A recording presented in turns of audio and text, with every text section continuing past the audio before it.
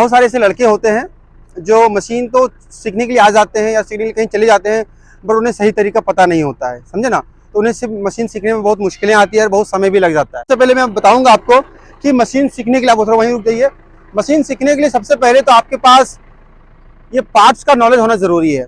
अगर आप पार्ट्स के बारे में जानते हैं तब आपको क्या है, काम करने में आसानी हो जाता है। जैसे कि बॉकेट, आपको पता होना चाहिए कि ये बॉकेट है मेरा, आपको पता होना चाहिए कि ये मेरा आर्म है, आपको पता होना चाहिए कि मेरा बूम है, और आपको पता होना चाहिए कि मेरा स्टेबलाइजर है। ये चार चीज, स्टेबलाइजर, बूम, आर्म और बॉकेट, ये चार चीज आपको पता होना जरूरी है। अगर आपको ये चार पार्ट्स का नाम याद है तो आप बहुत ही आसानी से और बहुत ही कम समय में बहुत ही अच्छे तरीके से मशीन को सीख सकते हैं। वो कैसे, वो चलिए मैं आपको ऊपर जाके बताता हूँ। नाम जानना क्यों जरूरी है सीखने से पहले, आइए ऊपर बताते हैं। आप पार्ट्स के नाम आपको जानना इसलिए जरूरी होता है कि मैं आपको बोलूं कि चलिए स्टेबलाइजर को ऊपर कीजिए, तो जब आपको पता रहेगा कि इससे मेरा स्टेबलाइजर ये है तभी ना आप ऊपर करेंगे। मैं आपको बोलूंगा बकेट खोलिए, तो आपको पता रहेगा मैं वो बकेट है, तभी आप बकेट को खोल सकते हैं। इसको बोलते हैं ऑपरेटिंग लीवर। और इस लीवर में जो है ये बोल्ट दिया है, एक यहाँ भी बोल्ट होता है, एक यहाँ, यहाँ और एक यहाँ, ठीक है। ये चारों बोल्ट है इसमें, चार बोल्ट है इसमें।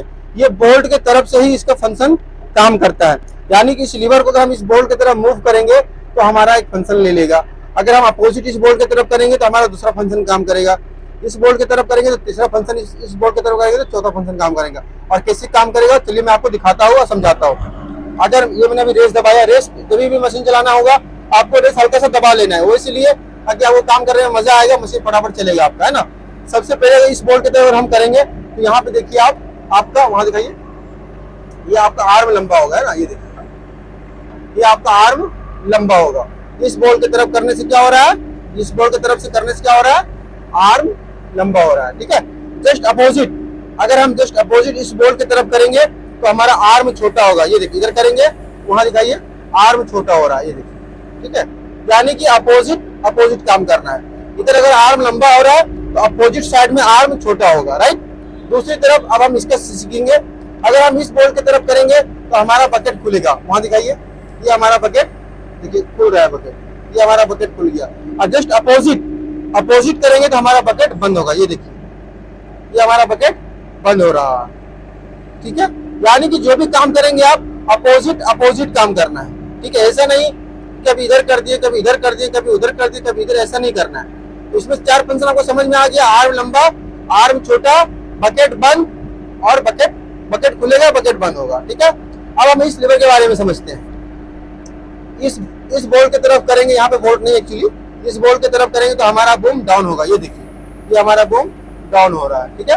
अपोजिट इस बोल्ट की तरफ करेंगे तो हमारा बूम ऊपर होगा, ये देखिए, है ना। इधर करेंगे तो बूम डाउन होगा और इधर करेंगे तो बूम मेरा अप होगा। अपोजिट इसका फंक्शन काम करता है, ठीक है। अब हम बात करें इस बोल्ट की तरफ, इस बोल्ट की तरफ करेंगे तो हमारा ये लेफ्ट स्विंग होगा। देखिए, ये हमारा बूम जो है लेफ्ट स्विंग हो रहा है। अब इस बोल्ट की तरफ करेंगे तो हमारा जो है बूम राइट स्विंग होगा, ठीक है। इधर करेंगे तो लेफ्ट स्विंग और इधर करेंगे तो राइट स्विंग। बस यही फंक्शन होता है हमारा। इजी होता है ये काम करना। फिर ये समझिएगा, मैं आपको जो बढ़िया से दिखा दे रहा हूँ। ये हो गया आपका आर्म लंबा, इस बोल्ट की तरफ, आर्म छोटा, अपोजिट, ठीक है। बकेट खुलेगा, देखिए पूरा खुल गया। अपोजिट, बकेट बंद होगा, ठीक है। अब हम इसकी तरफ करेंगे, इस बोल्ट की तरफ, तो बूम डाउन होगा।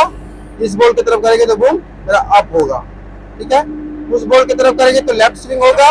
ये देखिए, इस बोल्ट की तरफ करेंगे तो ये राइट स्विंग होगा। और आप इस तरह करते रहिएगा, इसको लगातार आपको प्रैक्टिस करना पड़ता है। अगर आप पहले दिन में ही मिट्टी खुदाई करने लगेंगे तो आपको बड़ी मुश्किल होगी, आपको जो है थोड़ा सा ये टफ लगने लगेगा, अरे यार इतना मुश्किल है, मैं नहीं सीख पाऊंगा, है ना। तो सबसे पहले आपको क्या करना होता है, इस सिस्टम को, ये फंक्शन को समझना होता है। सबसे पहले आपको मशीन ऑपरेट करने के लिए सबसे पहले तो आपको ये फंक्शन जो है, जिस तरह मैंने भी आपको बताया, वो फंक्शन आपको याद करना चाहिए।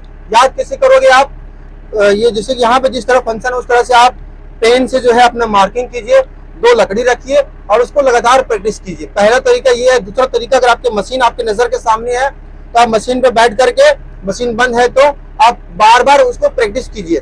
दूसरा, कि आप वीडियो देख के भी समझ सकते हैं कि किस तरीके से जो है इसका फंक्शन काम करता है। अगर आपने 100 मरतबा 200 मरतबा याद कर लिया, आपने इस चीज को, इस फंक्शन को दिमाग में बिठा लिया, तो आपको मिट्टी खुदाई करने में कोई मुश्किल, कोई परेशानी, कोई दिक्कत नहीं होगी। ये तो इस चीज का मैंने आपको बताया कि बूम चलाने का सही तरीका क्या है, सबसे आसान तरीका क्या है। सबसे पहले तो आपको पार्ट्स के नाम याद होने चाहिए, 4 पार्ट्स, बूम, आर्म, बॉकेट और स्टेबलाइजर, ये 4 पार्ट का नाम होना चाहिए।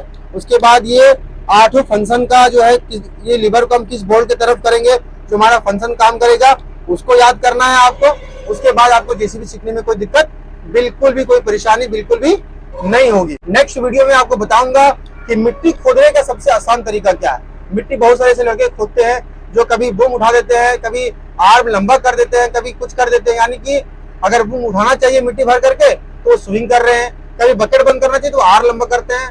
तो गलत वो कैसे होता है, वो फंक्शन को ना समझने से होता है। लेकिन मैं कल आपको बताऊंगा कि मिट्टी खोदने का सही तरीका, इतना आसान तरीका बताऊंगा कि उसमें आप एक बार में समझ जाइएगा और मिट्टी आप आसानी से खोदना शुरू कर दीजिएगा। तो बस ये छोटा सा वीडियो था, उम्मीद करते हैं आपको समझ में आ गया होगा किस तरीके से हमारा बूम चलता है, किस तरीके हमारा बूम फंक्शन काम करता है।